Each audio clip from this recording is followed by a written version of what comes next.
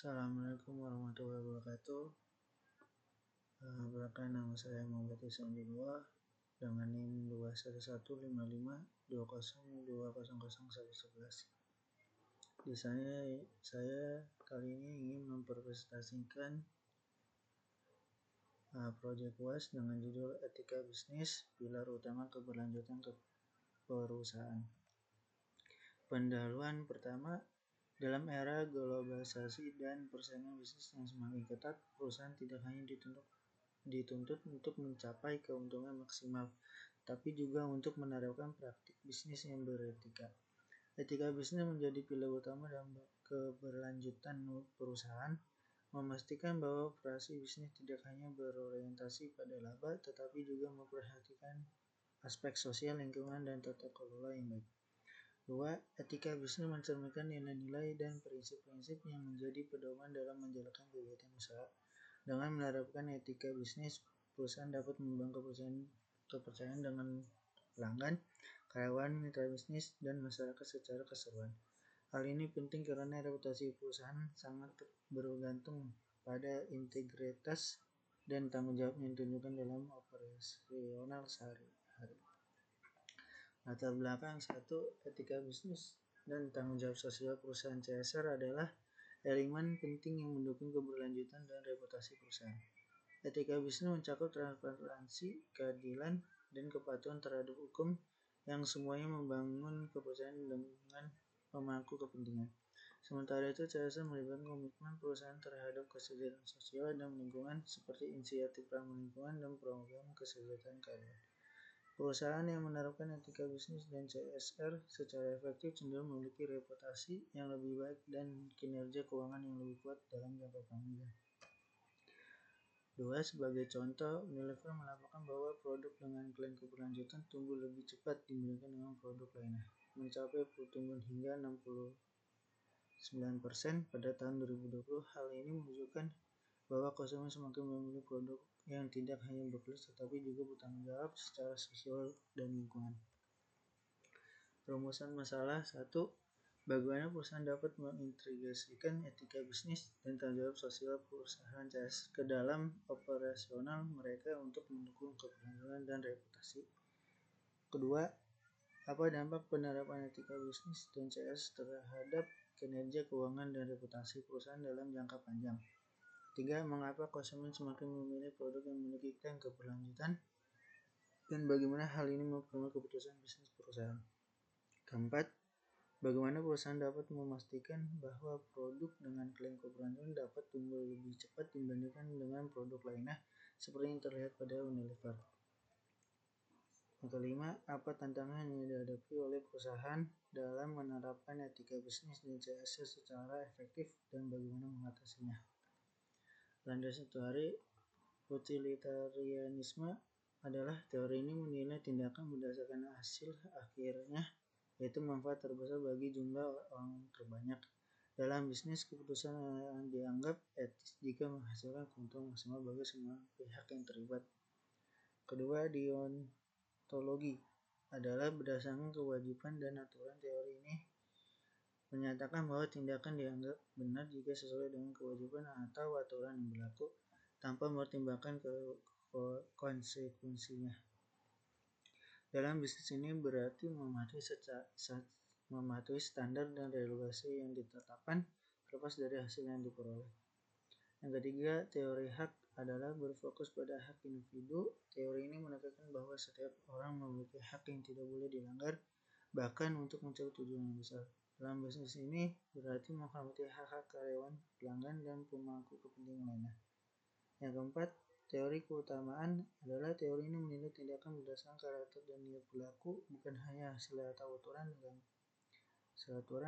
Dalam bisnis ini berarti menilai etika berdasarkan integritas dan niat baik di balik keputusan yang diambil. Ruang lingkup yang pertama, kejujuran dan transparansi. Perusahaan diharapkan untuk beroperasi dengan jujur dan transparan dalam semua interaksi bisnis, termasuk dalam pelapor keuangan dan komunikasi dengan pemangku kepentingan.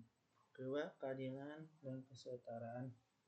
Penerapan prinsip keadilan dalam pengambilan keputusan seperti dalam proses perekrutan, promosi, dan penilaian kinerja. Memastikan bahwa semua individu diperlakukan secara adil tanpa diskriminasi. Ketiga, tanggung jawab.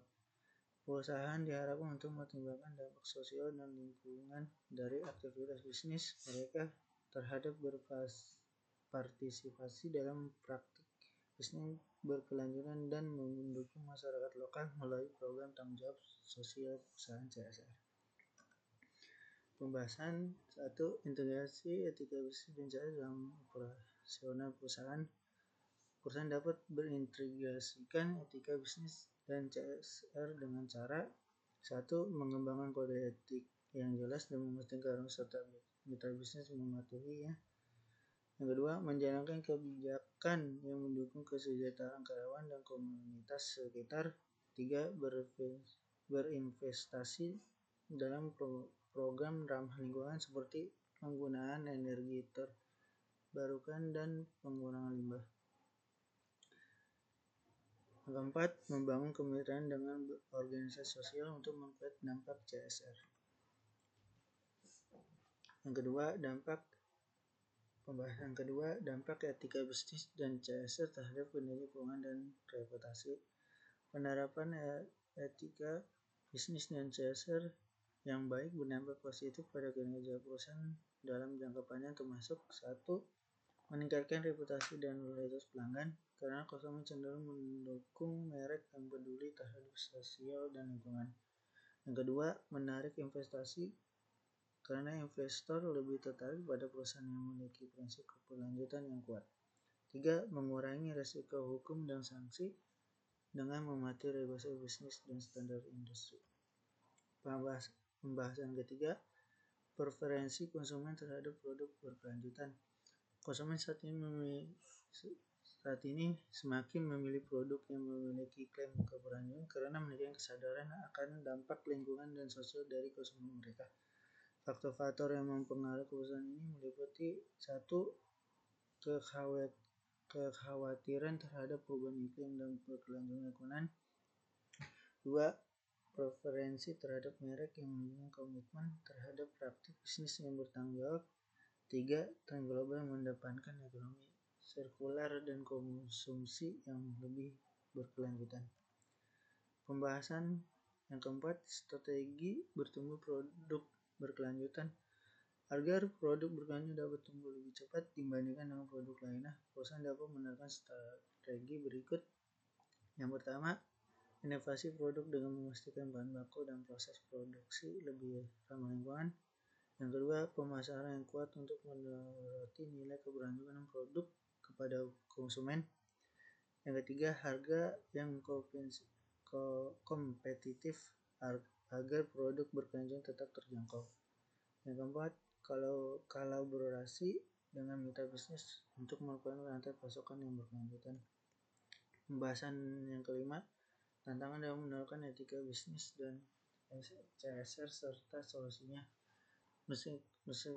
Meskipun penting, penerapan etika bisnis dan CSR menghadapi beberapa tantangan seperti 1. Biaya tinggi untuk implementasi program berkelanjutan yang dapat diatasi dengan investasi jangka panjang dan efisiensi operasional. Yang kedua, kurangnya kesadaran di dalam perusahaan yang dapat diatasi dengan pelatihan dan komunikasi internal yang lebih baik. Yang ketiga, tantangan dalam mengukur dampak CSR yang dapat diatasi dengan menggunakan metrik keberlanjutan dan laporan tahunan CSR yang transparan.